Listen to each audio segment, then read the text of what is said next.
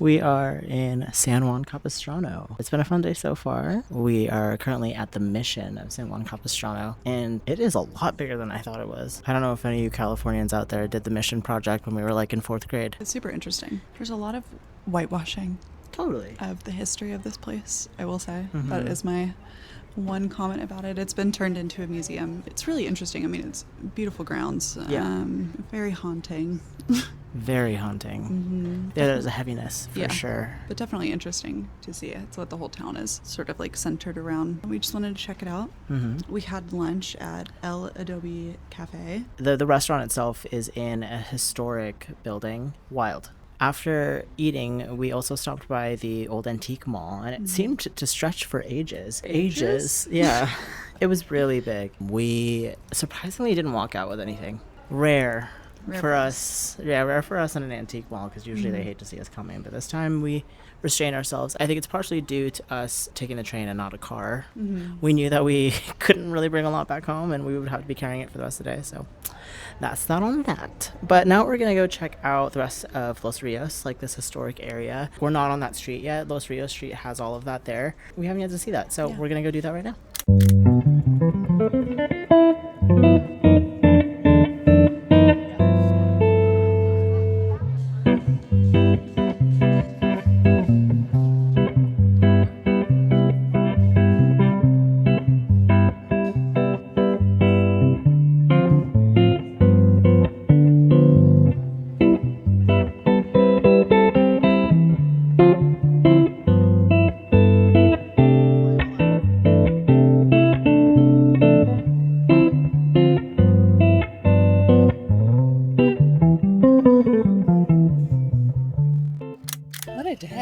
Good day. Yeah, it's been a really good day so far. We just came from exploring more of the historic part of the town of Los Rios in San Juan Capistrano. We got a drink and a little appetizer at this restaurant right by the train tracks called Trevor on the Tracks. Riley got an Aperol Spritz. I got like a CBD lemonade? Yeah, it was like a pineapple lemonade. Now we just have a few more minutes to kill until our train comes. It's perfect outside. It's like the perfect weather.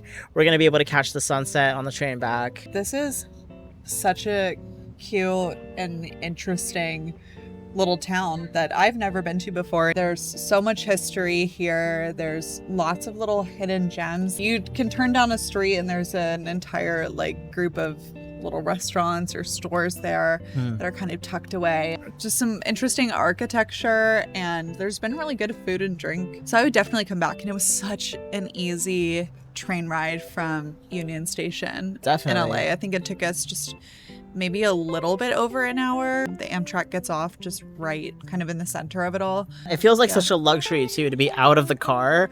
Like the train ride gave us the freedom to just kind of like chat and hang out and like not have to worry about traffic or switching lanes or anything like that. I highly recommend it, especially if you're doing it for like a little date day. Highly recommend it to anyone, and we definitely have to come back.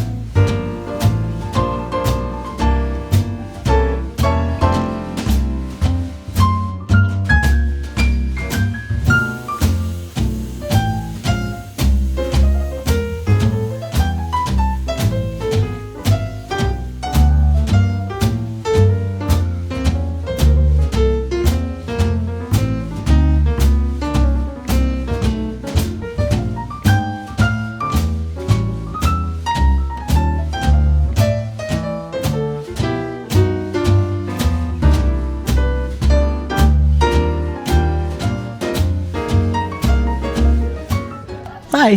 Hi. We are at the Getty. There is two queer exhibits going on. One of them is called The Queer Lens, which is centered around photography, showcasing people of the queer community. And there's another one also called $3 Bill Evidence of Queer Lives. We are here to see both those exhibits today, and it's been so fun. I mean, the moment that we got off the tram, because you need to take one of their free trams from the parking garage to get to the center itself, there was what do you call that? A free little printmaking workshop where you could either choose from one of the stencils that they had, which I did, or you could create your own, which Jerica did. You did a little print of Hawthorne, like Our a little puppy. Cartoon of him. Yeah. He's not so really our cute. puppy, by the way. He's like a dog. He's almost 5. Yeah, he's going to be 5 next month. But he's always my puppy at heart. That's free. So just a little bit of info on Getty Center too. It's free to visit here. They don't always require you to have a timed entry reservation. Some days you can just walk in, which I know that today they were letting people walk in, but we had a reservation, so you just pick a time you want to come. Yeah. Get free tickets online, and then it costs $25 to park. After 3 p.m., I believe it's $15 to park, and then after 6 p.m., it's only $10. This is a really low cost activity, Yeah. especially if you come a little bit later in the day. Or if you carpool, to be honest. Like if you and your friends wanted to go and do this, fill that car up, all come together, and it would still be $25. Yeah. And if you come later in the day and get discounted parking, you also get to see more of like the golden hour of the day in the sun setting. There's great views all around here. So yeah. It's a really spectacular place. And another really cool thing about the Getty Center is that you are able to bring in food and drink, and on the lower levels there's some really beautiful gardens which you can picnic in, which we did today. We went and checked out the Queer Lens exhibit, which was incredible. It really was a fantastic exhibit, and picnicked. We're right now sitting at the Trellis Bar and we're having a little beverage, like a little midday beverage. I got an Aperol Spritz, which is my little like drink of choice in the summer. And then what did you get? And then I got the Golden Hour, which is a mocktail that has Grove 42, elderflower, some tonic, mint, and lemon zest. It's really refreshing. And nothing beats like a midday bevy. Like, It's one of our especially favorite after things. seeing some art, and now it's like a perfect 75 degrees and sunny. Yeah, Gosh, to be a Californian. I know. We love living here. Yeah, it's like this.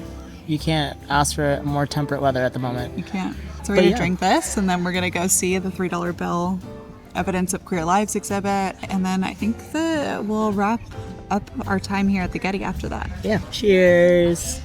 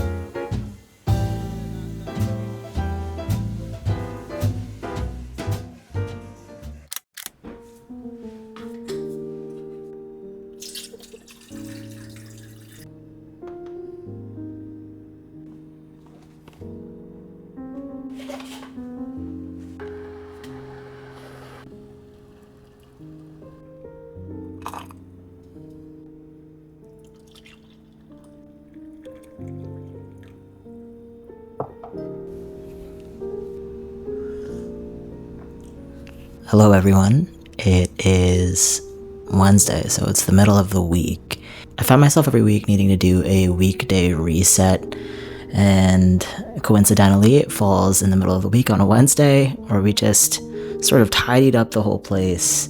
And I'm not sure if you guys do this as well, but like whenever you're all done tidying up a space, you light a candle, you make some tea, and you finally get to enjoy what you've done. I've been working from the home, and it's really important to both Riley and I to have a space that feels calm and serene so that we can get work done. So a lot of this beautiful space is thanks to her. I've been really enjoying a corn silk tea. Recently, we went to Koreatown and we checked out a market that opened, I think, last year. We've been keeping an eye on it because we love Asian food and we love Korean food specifically. We used to live in Koreatown. This market wasn't open, sadly, when we lived there, but we were in the area recently and wanted to check it out. I've been on the hunt for some corn silk tea. I love the flavor of corn. It's so subtly sweet. It feels like a dessert, even though it's not necessarily a dessert. So I'm really happy to have this in the house. It almost tastes like a green tea with toasted brown rice, except this doesn't have any caffeine.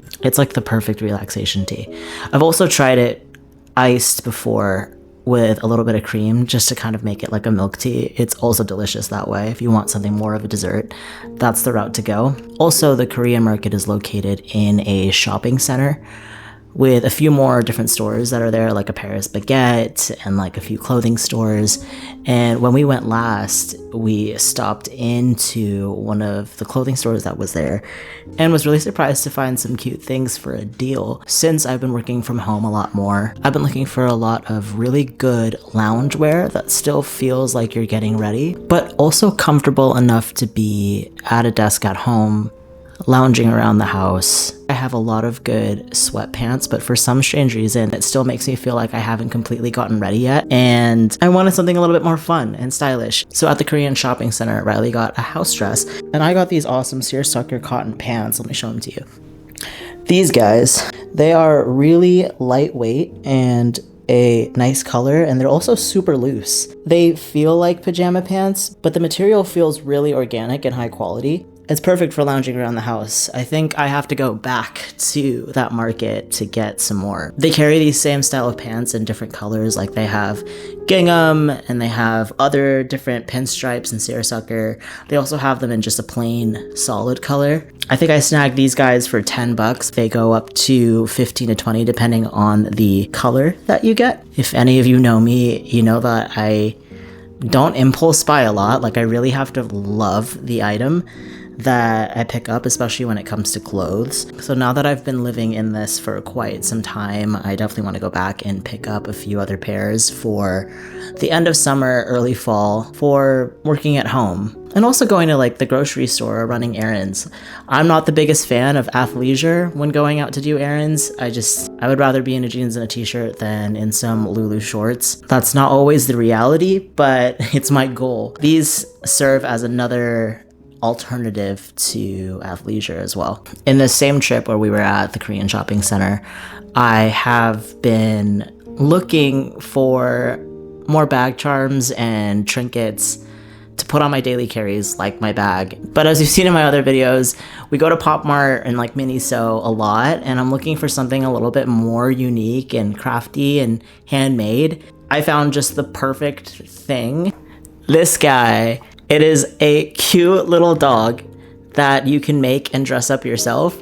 He comes with different accessories in the box, and you can customize it to dress up exactly how you want it to be. And I just thought this would be a fun addition to some of my bag charms that I've been using. At the moment, I have a very minimal bag charm setup. It's all things that I've collected, most of them cheap to free. I really love that collected look, and I sort of refuse to buy any sort of pre-collected, pre-distressed, pre-made decor because I feel like personalizing your bag should be very personal. If you want to read more about it, I actually write about it in my latest Substack post, which I will link down below. I have a Substack called Gourmet Garbage, where I post about my thoughts on music, art, culture, fashion, wellness, and it's all just for fun. If you want some more of my recommendations and links, you'll definitely find them in that Substack, so go check it out. Let's figure this out. Essentially, it's just a pipe cleaner and a bunch of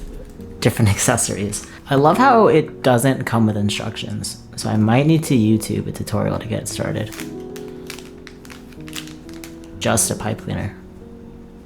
This is gonna be wild trying to figure out. Based on this video I found online, I think it says to hold it here and then twist it twice. And there's my actual dog.